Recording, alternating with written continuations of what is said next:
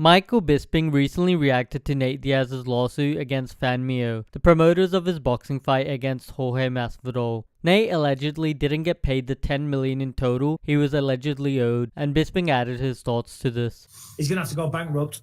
It's a shame, but that's what he's going to have to do. Which is kind of crappy for Diaz too, because if he goes bankrupt, he gets nothing. If he goes bankrupt, he probably gets nothing, although they could go after him personally, maybe. But no, I don't think so. If you go bankrupt, that's it, legally. You might be better off just trying to settle with him instead of being hard-headed and trying to get the full $9 that he owes you.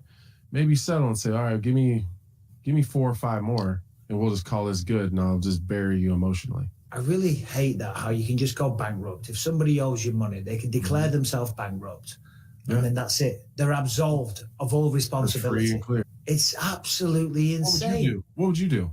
I mean, you could sue him, but if you win, he's going to owe you 9. Which you're never going to get. You're never going to get. You try to settle for something lower to get something. Winning a lawsuit is one thing. Collecting from a lawsuit is very, very different. The amount of people that actually get paid when they even get a judgment or an award is very, very low, I believe.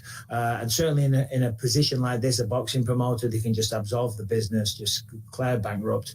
That's it, you're done. Not to mention the fact that it's going to cost a fortune to sue the guy. You know, these things aren't cheap. It seems like it would be a pretty much slam dunk of a case, you know, but still, there's going to be legal expenses there. Which, of course, give me what you can give me.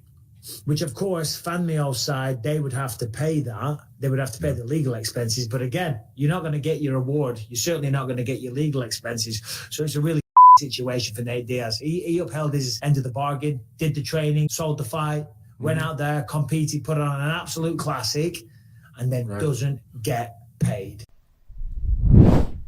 Tom Aspinall said that he wakes up at 4 AM and dips his hands in a barrel full of petrol nearly every day to harden his knuckles. When it gets to about 4 AM, I get my alarm on, I go outside, do a bit of shadow boxing in the hay bales, and then I do the old traveller method of dipping your knuckles in petrol for about 20 minutes. Stop it. As the sun's coming up, and that hardens your knuckles. You need to watch the documentary Knuckle with the legendary man Joe Joyce and all the guys who do that shadow boxing in hay bales and taking it old school and dipping your knuckles in petrol. You're doing this every day. You're doing this most days, yeah. So what time do you wake up? Put my alarm on for about 4. What time do you go to bed? I go to bed about normal time, like 11, 12.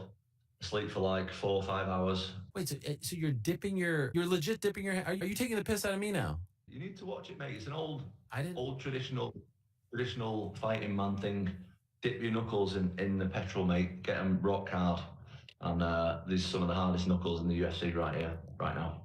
They're like rocks. And where's the petrol? Is it like in a bucket? It's in a barrel, yeah. It's in a barrel. Where do you get it? Just from people. Check out these 2 videos. Link is in the description. And subscribe and like for regular MMA content. Also comment below your thoughts. Thanks for watching.